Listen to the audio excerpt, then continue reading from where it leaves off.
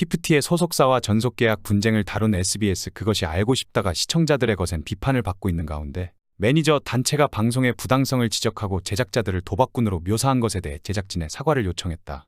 사단법인 한국매니지먼트연합은 8월 22일 공식 입장문을 통해 해당 방송은 방송이 응당 가져야 할 공정성과 공익성을 상실했다고 지적했다.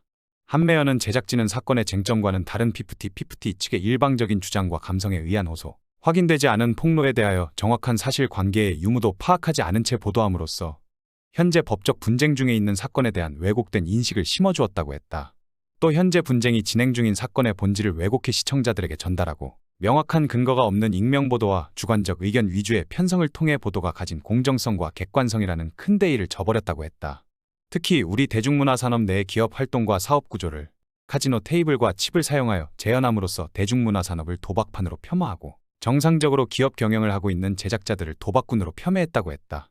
한매연은 대중문화예술산업 내 기업 활동과 사업 구조를 도박에 빗대어 재현하는 것은 해당 방송이 대중들에게 전달하고 싶은 메시지가 대중문화예술산업이 도박과 다름이 없다는 것이라고 밖에 판단되지 않는다며 지금까지 산업 종사자들의 노력을 무시하는 행위이며 이는 산업의 종사자들의 명예를 심각하게 훼손하는 행위라고 했다.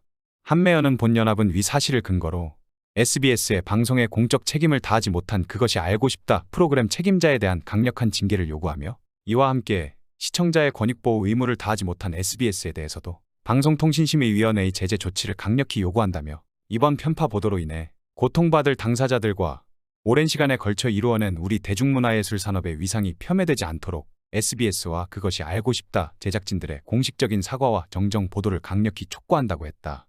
중징계 처리하라고 하고 제재 조치까지 하라고 한다. 한매연 같은 단체에서 이 정도면 강한 메시지다.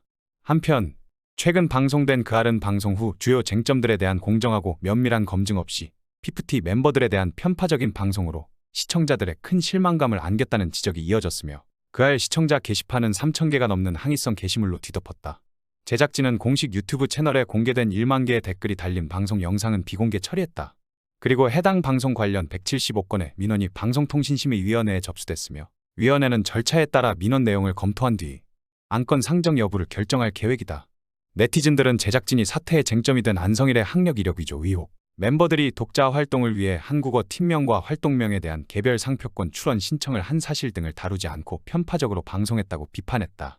어트랙트도 적극적인 반격에 나선다. 편파 방송 논란이 일고 있는 그알 측에 이에 제기를 하는 한편 안성일 측 고소인 조사를 진행하고 있다. 어트랙트 관계자는 지난 19일 방송된 SBS 그것이 알고 싶다 내용과 관련 방송사에 정식적으로 시정을 요구할 계획이다. 내부적으로 방송 직후 송출된 내용들에 대해 면밀히 살펴보고 있으며 적절한 대응을 할 계획이라고 밝혔다. 이 관계자는 방영 전에 그것이 알고 싶다 측에 진행 중인 재판 자료들을 비롯해 막대한 자료를 전달했지만 제대로 반영이 되지 않았다고 덧붙였다. 이 사건을 모르는 사람들이 보면 멤버들이 한 5년 정도는 정산 하나 못 받고 이러는 줄 알 것이다. 다른 그룹들은 여러 문제를 떠나 적어도 그 정도는 돼서 그랬기 때문이다. 데뷔 7개월 만에 일집 망하고 가만히 있다가 이 집 빌보드 뜨니 돈 벌 일만 남은 상황에서 연락두절, 소송, 상표권 작업을 했다. 그알이 제대로 된 방송이면 억울하다면서 왜 이렇게 오해를 살 만한 시기에 오해가는 행동을 했는지부터 집중 취재를 해서 해소하고 다른 부분을 들여다봐야 순서인데 그알은 이걸 통째로 생략했다. 즉 시청자를 개돼지로 본다는 증거다. 그러면서 누가 누군지도 모르는 사람들의 주장을 검증도 없이 그 방향으로 결론지어 전 대표를 악마로 만들어버렸다. 멤버들은 방송이 어떻게 끝날지 미리 알았다는 듯이 그알에 감사편지를 써줬다. 김상중은 그걸 또 감동적으로 읽어줬다. 멤버들은 소속사의 지원미비라고까지 하면서 소송을 걸었다. 하지만 전홍준 대표는 수많은 틱톡 영상 등으로 큐피드 곡을 알리려고 노력을 기울였다. 지난 기사들을 보면 뉴욕 타임스퀘어에 PFT 광고를 4월 7일에서 13일까지 노출시켰다. 그리고 뉴욕 타임스퀘어 외에 두 곳에서 12분 단위로 PFT 광고 영상을 띄웠다. 게다가 미국 LA 5개 광고도 했다. 이런 것들이 소속사 지원 미비인가? 진짜 내막 알면 알수록 너무 무섭고 악마들 같다.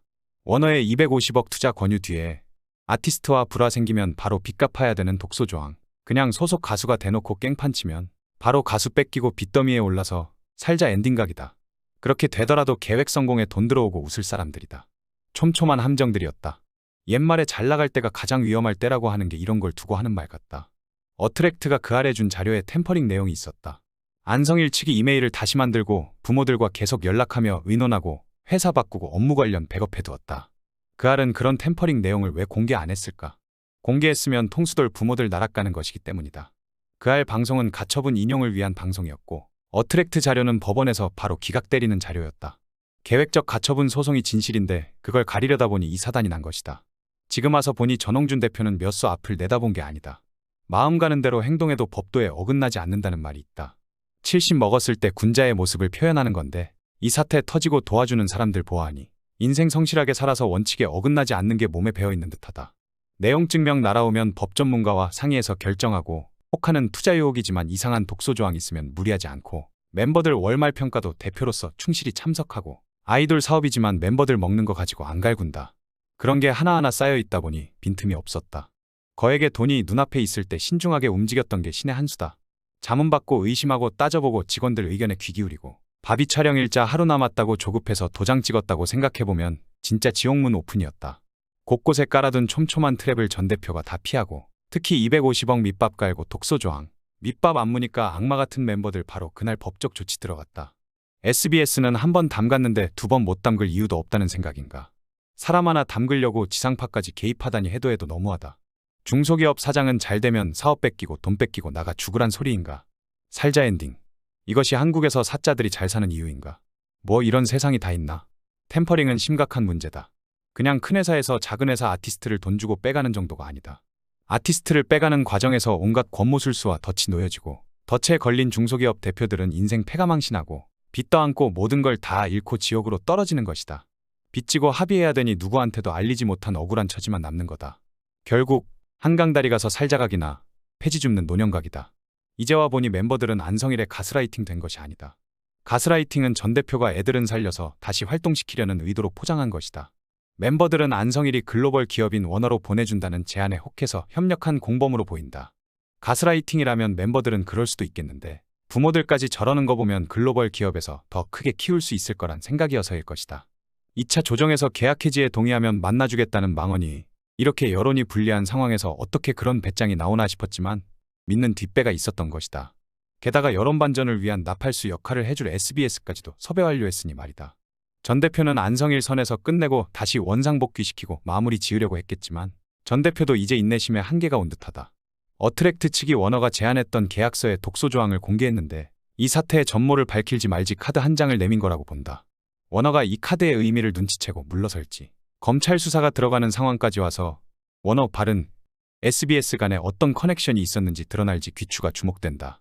이번 이슈에 관한 여러분의 생각은 어떠세요? 시청해주셔서 감사합니다.